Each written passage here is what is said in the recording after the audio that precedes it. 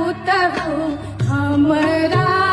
से होते नहीं ओ छावन रे गवनवा हमरा से होते नहीं ओ छावन रे गवनवा इतना